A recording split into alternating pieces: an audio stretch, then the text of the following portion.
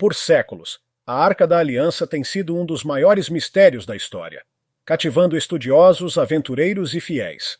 Agora surgem novas alegações de que ela foi descoberta em uma antiga caverna etíope. O que está dentro dela poderia remodelar o futuro da religião como conhecemos. Número 1. A Arca Perdida. Pode parecer algo saído de um filme de aventura, mas a Arca da Aliança não é apenas uma lenda. É um artefato imerso em 3 milênios de história. Este baú, supostamente abrigando os 10 mandamentos, tornou-se o centro de muitas histórias de roubos desde 586 a.C., quando Nabucodonosor e suas tropas babilônicas invadiram Jerusalém e destruíram o Templo de Salomão. Acredita-se que eles tenham levado a arca, mas alguns pensam que ela escapou da destruição. Avançando para o século X a.C., rumores sugerem que a arca não terminou nas salas de troféus babilônicas, mas fez uma grande fuga para a Etiópia durante a era do rei Salomão. E acredite, ela pode ainda estar lá. Até mesmo a Itália de Mussolini se envolveu na febre da arca, vasculhando a Etiópia em busca dela antes da Segunda Guerra Mundial. Então, o que há neste baú lendário? Mede cerca de 1,27 m de comprimento, 76 centímetros de largura e altura, feito de madeira de acácia e revestido de ouro por dentro e por fora. No topo, 2 querubins voltados um para o outro, com uma coroa dourada adicionando um toque real. Todo o conjunto é coberto por um pano de ouro puro, conhecido como serê, tornando a arca não apenas sagrada, mas uma verdadeira relíquia dourada. Número 2. Como Menelik trouxe a arca para a Etiópia, ser uma figura lendária de um conto antigo é uma coisa. Ser Menelik, filho do rei Salomão e da rainha de Sabá, realizando um dos roubos mais audaciosos da história por volta de 950 a.C., é outra. Menelik, nascido de Maqueda após sua famosa visita a Jerusalém, atingiu a idade adulta e decidiu conhecer seu pai. Quando estava pronto para retornar à Etiópia, Salomão pensou: por que não enviar uma réplica da Arca da Aliança com ele? Mas aqui está o detalhe. Salomão havia sido um pouco influenciado por suas esposas pagãs, que introduziram ídolos no templo sagrado. Menelik, percebendo o problema e querendo preservar o verdadeiro artefato, elaborou um plano. Sob a cobertura de uma noite regada a vinho, Menelik e sua equipe trocaram as arcas. Sim, eles levaram a verdadeira Arca da Aliança de volta para a Etiópia, enquanto todos os outros permaneciam sem saber. Alguns dizem que Salomão estava ciente disso, confiando a arca a Menelik para sua segurança. Avançando no tempo, a arca encontrou seu novo lar no mosteiro de Lake Tanatirus, onde permaneceu por 800 anos antes de ser transferida para a igreja de Santa Maria de Sião, em Axum. Hoje, a arca está sob a rigorosa segurança de um único monge, o guardião da arca, que garante que seus segredos estejam protegidos de olhos curiosos. Número 3. As ambições italianas do século XX e a campanha da Abissínia. Guardar rancores históricos é uma coisa para um país normal. É outra quando você é um ditador italiano ambicioso com sonhos de império, preparando o cenário para um confronto inesquecível. Voltando a 1896, a Etiópia, uma nação orgulhosa ainda livre das garras europeias, infligiu uma derrota contundente à Itália em Adwa. Aqui, 14.500 soldados italianos enfrentaram uma derrota humilhante por uma força maciça de 80.000 etíopes.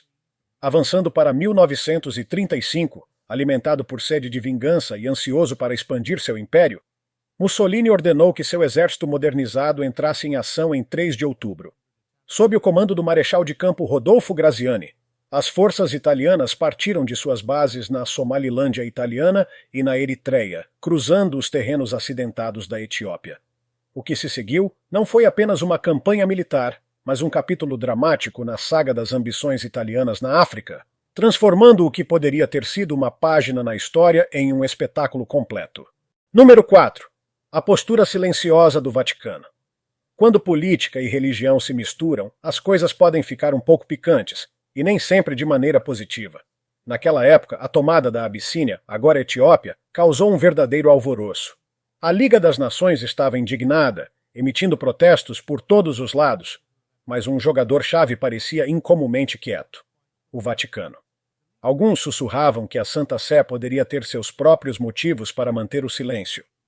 A Igreja Ortodoxa Etíope, alegando ser a original do cristianismo, Assim como os católicos romanos, não estava exatamente disposta a reconhecer o Papa como o chefe de todos os cristãos, o que definitivamente causou desconforto em Roma. O Papa Pio XI manteve a discrição, não querendo agitar muito as águas com os católicos ao redor do mundo ao endossar as ações militares da Itália. No entanto, rumores circulavam de que Mussolini poderia ter recebido um aceno de aprovação dos corredores do Vaticano, possivelmente visando trazer a Igreja Ortodoxa Etíope para a órbita de Roma. Enquanto o Papa mantinha a discrição, outros no Vaticano eram menos reservados. O arcebispo de Taranto não se conteve, chamando o conflito de uma guerra santa, uma cruzada para espalhar o catolicismo em uma terra de infiéis e cismáticos. Número 5. Desvendando o mistério dos tesouros de Axum. A história da Etiópia é repleta de lendas sobre relíquias sagradas, nenhuma mais cativante do que a Arca da Aliança. Por anos, sussurros circularam de que a Arca, um artefato desejado por todas as grandes religiões, repousa dentro das antigas paredes da Igreja de Santa Maria, em Axum. Naturalmente, os ouvidos do Vaticano se aguçaram diante de tais alegações, colocando-os contra a Igreja Ortodoxa Etíope, em uma batalha silenciosa de crenças. Então, na década de 1930, a Itália fascista sob Mussolini fez movimentos não apenas nos campos de batalha, mas também em assaltos históricos. Embora nenhum documento admita isso abertamente, há fortes indícios de que as forças italianas, talvez com um aceno do Vaticano, estavam em uma missão mais Indiana Jones do que uma conquista militar. Eles estavam atrás da Arca. Enquanto a busca pela Arca permanece envolta em mistério, a fascinação da Itália pelos tesouros etíopes é bem documentada. Eles não pararam apenas em buscar a Arca. Levaram o grande obelisco de Axum, um obelisco maciço arrancado do solo etíope e triunfantemente reerguido em Roma. Isso não foi apenas uma demonstração de poder. Foi uma declaração. Mover uma peça tão gigantesca foi não apenas uma maravilha de engenharia de sua época, mas um sinal claro de que o custo não era obstáculo para as ambições imperiais da Itália. Número 6. Protegendo a relíquia sagrada da Etiópia em meio ao conflito. A Igreja Ortodoxa Etíope tem uma rica tradição de brincar de esconde-esconde com a Arca da Aliança. Inicialmente estacionada nas ilhas do Lago Tana por mais de 800 anos, o artefato sagrado fez uma grande mudança para Axum no ano 333. Ao longo da história, sempre que o perigo se aproximava, os guardiões da Arca não hesitavam em transportá-la de volta para o Lago Tana, ou até mesmo para outros esconderijos como Gondar, as cavernas das montanhas Simien em Shewa, as ilhas de Zeg e mais. Adicionando uma reviravolta à história, autoridades religiosas etíopes insinuaram que a Arca foi movida de seu local de descanso em Axum durante a ocupação italiana. Mas aqui é onde fica realmente interessante. A tradição amara afirma que o que está na Igreja de Santa Maria de Sião é apenas uma réplica, enquanto o original está escondido na mina de Ambacel. No entanto, Santa Maria de Sião rebate com alegações de possuir o verdadeiro artefato. À medida que a trama se adensa, a ocupação italiana de 1935 a 1941 não foi fácil para a Etiópia, com impactos devastadores. Mais de 1 milhão de etíopes pereceram, mais de 300 monges, freiras e clérigos foram mortos, 2.000 igrejas foram destruídas e incendiadas, 525 mil casas foram arrasadas e inacreditáveis 14 milhões de cabeças de gado foram perdidas. A pergunta que não quer calar: esses ataques às igrejas foram apenas para enfraquecer a Igreja Ortodoxa Etíope? Ou estavam, na verdade, desesperadamente à caça da Arca da Aliança? Os registros oficiais permanecem curiosamente em silêncio sobre isso. Número 7. A fascinação italiana pelo legado bíblico da Etiópia. Em 1936, quando os ecos da invasão italiana à Abissínia ainda reverberavam, Alessandro Pavolini, que viria a ser ministro da Cultura Popular em 1939, embarcou em uma viagem intrigante ao Lago Tana. Por que o Lago Tana? Você pergunta. Bem, essa não era uma simples excursão turística. O lago era considerado o local original de descanso da Arca da Aliança em tempos de turbulência. Pavolini chegou lá com estilo em embarcações anfíbias, gerando suspeitas. Estaria ele numa missão secreta para descobrir os segredos da Arca, antecipando-se até mesmo às forças militares italianas que ainda tomavam controle da região? Nesse mesmo ano, outro figurão do alto escalão italiano, Galeazzo Ciano, o ministro das Relações Exteriores, fez uma visita a Gondar, considerada a segunda cidade mais sagrada da Etiópia, atrás apenas de Axum. E não era só pela sua importância religiosa. Gondar também está envolta em lendas místicas que incluem personagens bíblicos como Lilith e Caim. Lilith, tida por algumas tradições como a primeira mulher criada para Adão, e Caim, o errante filho de Adão e Eva, que teria encontrado Lilith ao leste do Éden, fazem parte do imaginário que permeia essa cidade. Com tamanho apelo espiritual e místico, não é de se espantar que Ciano quisesse explorar essas terras. Número 8. A busca de Pavoline e Ciano pelas minas do rei Salomão. Navegar entre o dever oficial e as aventuras pessoais pode render histórias bem intrigantes, especialmente quando envolve figuras como Pavoline e Ciano. Suas viagens, supostamente diplomáticas, geraram rumores de que havia algo mais por trás dessas missões. E esses rumores não eram infundados. Uma nova teoria veio à tona. Suas expedições poderiam estar, na verdade, ligadas à busca pelas lendárias minas do rei Salomão. Durante anos, arqueólogos e estudiosos da Bíblia especularam que essas minas, repletas de riquezas inimagináveis, poderiam estar escondidas em algum ponto do leste africano. Essa teoria ganhou ainda mais força com a publicação da obra Il Mistero di San Pietro in Ciro de Enrico Chiotti, no verão da década de 2010. O trabalho sugere que, para os italianos, especialmente durante suas campanhas militares, localizar as minas de Salomão não era apenas uma curiosidade arqueológica, mas uma missão de altíssima prioridade. Número 9. Um mito envolto no mistério etíope. Planejar um grande roubo histórico pode soar empolgante, mas quando se trata da lendária Arca da Aliança, as coisas não saíram como os italianos esperavam em Axum.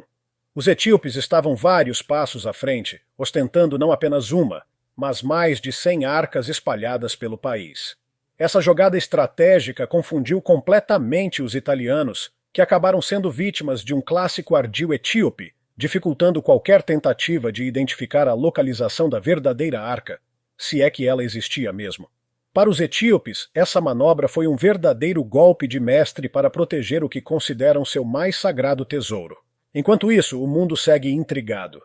Será que a Arca da Aliança, peça central das leis bíblicas e símbolo de mistério, realmente existe?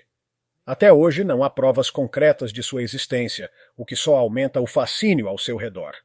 Mesmo que o enredo de Os Caçadores da Arca Perdida tenha conquistado o cinema com sua aventura eletrizante, as incursões italianas na Abissínia tecem uma narrativa histórica muito mais complexa e real, de potências globais disputando um pedaço de tesouro lendário.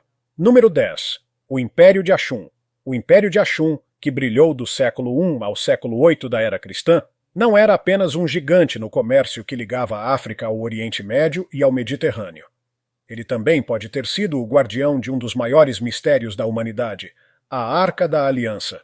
Situado no que hoje corresponde ao norte da Etiópia, o Império transformou-se em um centro florescente de riqueza e espiritualidade, especialmente por meio do comércio de ouro, marfim e outros tesouros. E aqui entra a lenda. Menelik, o famoso filho do rei Salomão com a rainha de Sabá, teria trazido a arca para Axum com o intuito de protegê-la. A relíquia sagrada teria sido instalada na igreja de Santa Maria de Sião, tornando-se peça central da fé ortodoxa etíope. A trama ganha ainda mais profundidade com a conversão do rei Ezana ao cristianismo no século IX, impulsionando a reputação religiosa de Axum às alturas. A arca passou a simbolizar não apenas um tesouro histórico, mas uma conexão direta com a linhagem real bíblica. Apesar dos esforços de caçadores de tesouros e até das forças italianas na década de 1930, a localização exata da arca permanece um mistério não resolvido. Número 11. A história de Maria e Jesus no Lago Tana. Os etíopes contam uma história encantadora que coloca Maria e o menino Jesus bem no meio do Lago Tana, onde teriam permanecido por 10 dias, fugindo do perigoso Herodes, o Grande. Segundo a lenda, esse casal divino teria repousado em uma das ilhas do lago, inspirando monges a construir um santuário em cada lugar onde eles supostamente dormiram durante a fuga. É uma narrativa envolvente que mistura história com um toque de mistério espiritual. Mas aqui vem a reviravolta. Embora a Bíblia confirme que José, Maria e Jesus realmente fugiram da ira de Herodes, ela afirma explicitamente que o refúgio deles foi no Egito. Considerando que o Egito fica a mais de 1.600 quilômetros a noroeste do Lago Tana, essa divergência geográfica adiciona um elemento curioso à história. A localização na Etiópia é sem dúvida um bom pedaço distante do refúgio documentado.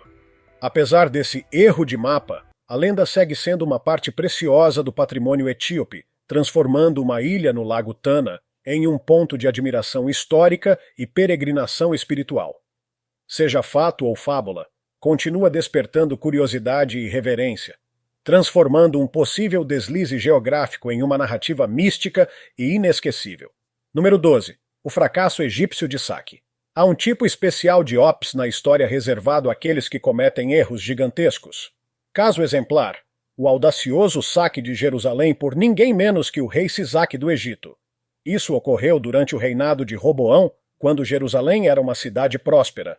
Conforme descrito nos relatos de 1 Reis capítulo 14, versículo 26 e 2 Crônicas capítulo 12, versículo 9, Sisaque saqueou os tesouros da casa do Senhor, mas, pasme, deixou a famosa Arca da Aliança intocada.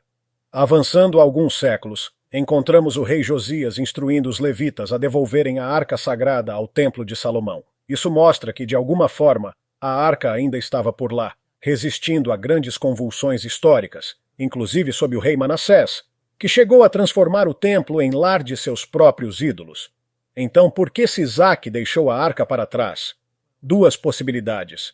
Ou a arca estava escondida atrás do véu do Santo dos Santos, fora de alcance, ou os levitas astutos a esconderam antes que os egípcios chegassem. Número 13. A ligação com a Eritreia. Não há nada como um bom mistério, especialmente quando envolve algo tão lendário quanto a Arca da Aliança. E a história fica ainda mais fascinante quando adicionamos a Eritreia à equação. Compartilhando uma história rica e laços culturais com a Etiópia, a Eritreia também preserva tradições ortodoxas com profunda reverência religiosa. A grande estrela religiosa nos dois países é o Tabot, uma réplica sagrada da Arca da Aliança que desempenha papel central em grandes festividades como o Timkat, o epifânico festival ortodoxo. Imagine agora os laços geográficos que conectam a Eritreia ao antigo reino de Axum da Etiópia. Será que a verdadeira arca, ou alguma de suas réplicas mais antigas, viajou ou ficou escondida nos terrenos eritreus? Embora não haja provas diretas que indiquem a presença da arca na Eritreia, o respeito mútuo pelo Tabot em ambas as práticas ortodoxas sugere uma ressonância cultural profunda e misteriosa. Há quem especule que esses objetos sagrados possam ter cruzado fronteiras durante épocas turbulentas, preservando assim um fragmento da história envolto em mistério divino. Isso não apenas estreita os laços entre Etiópia e Eritreia, como também mantém vivo o enigma do paradeiro final da arca. Número 14. Expedições fracassadas. Buscar a Arca da Aliança não é coisa para aventureiro amador, e isso se confirma pelas grandes distâncias e pelos obstáculos enfrentados por exploradores que, muitas vezes, terminaram como piada histórica. Entre esses destemidos está Larry Blazer e sua equipe de pesquisadores adventistas, que se destacaram no fim do século XX. Armados com pistas bíblicas, eles partiram em busca da arca nas cavernas próximas a Ai e ao Rio Jordão. Mas, apesar do entusiasmo e de um planejamento meticuloso, a expedição fracassou. Barreiras governamentais e obstáculos logísticos impediram o acesso a cavernas cruciais. Outro nome de peso nessa busca foi o do escritor britânico Graham Hancock, que lançou uma expedição amplamente divulgada na mídia em direção à Etiópia. Hancock, alimentado pela teoria de que Menelik havia levado a arca à Etiópia séculos atrás, vasculhou locais antigos com determinação. Porém, mesmo com toda a atenção da imprensa, seus esforços não renderam nenhuma evidência concreta da presença da arca. Número 15. A visão do professor Ollendorff. O professor Edward Ollendorff, renomado estudioso em estudos etíopes, encontrou-se no centro dos holofotes em 1941. Durante a Segunda Guerra Mundial, enquanto servia como oficial britânico, foi-lhe concedida uma visão rara do que se acreditava ser a Arca da Aliança, na igreja de Santa Maria de Sião, em Axum. O que ele viu, no entanto, não era a lendária arca bíblica, mas sim uma réplica medieval. Segundo ele, o artefato era semelhante a outros objetos religiosos encontrados em várias igrejas etíopes, datando da Idade Média, claramente fabricado para ritos religiosos daquele período. Apesar dessas revelações impactantes, Uhlendorf manteve silêncio por muitos anos, evitando polêmicas que pudessem ofender a Igreja Ortodoxa Etíope ou comprometer suas valiosas relações acadêmicas com o país. Somente em uma entrevista ao Los Angeles Times em 1992, ele compartilhou publicamente suas observações, reafirmando que o objeto guardado em Ashun não era a verdadeira arca descrita na Bíblia. Número 16. Contradições bíblicas. De acordo com a antiga tradição etíope, a arca foi levada à Etiópia por Menelik, filho do rei Salomão e da rainha de Sabá, que a teria retirado secretamente do templo em Jerusalém. Mas aqui começam os dilemas. A própria Bíblia menciona a arca ainda presente no templo durante eventos ocorridos muito depois da época de Salomão. Veja, por exemplo, os trechos de 2 Crônicas que mostram a arca em plena atividade no templo durante o reinado do rei Josias, entre os anos 640 e 609 a.C., séculos após a suposta retirada da arca por Menelik. Além disso, em 2 Reis, lemos que a arca ainda estava no templo pouco antes da invasão babilônica em 587 a.C. Os estudiosos se dividem. Alguns dizem que, se Menelik realmente levou a arca, ela não deveria aparecer nessas passagens posteriores. Outros teorizam que a arca pode ter sido escondida durante reformas ou invasões no templo, escapando assim do radar histórico oficial. Número 17. Uso político da arca. Existe uma linha tênue entre exercer poder e manipular a história, e em nenhum outro caso isso é mais intrigante do que na trajetória da dinastia salomônica etíope. Essa linhagem real afirmava descender diretamente do lendário rei Salomão e da rainha de Sabá, por meio de seu filho Menelik. Essa saga teve início no ano 1270, quando essa dinastia assumiu o trono da Etiópia após derrubar a dinastia Zag. E não foi apenas com força militar que conquistaram o poder, eles se apoiaram em uma herança sagrada contada no Quebra Nagast, o livro real. Mais do que uma genealogia, o Quebra Nagast afirmava que Menelik trouxe a Arca da Aliança para a Etiópia, simbolizando a aprovação divina sobre os governantes salomônicos. Esse vínculo não era só simbólico no campo religioso. Era um golpe político genial. Ao conectar sua legitimidade com um artefato reverenciado tanto na lei judaica quanto na cristã, a dinastia não apenas consolidou seu poder, mas se colocou como quase intocável, como escolhida pelos céus. Número 18.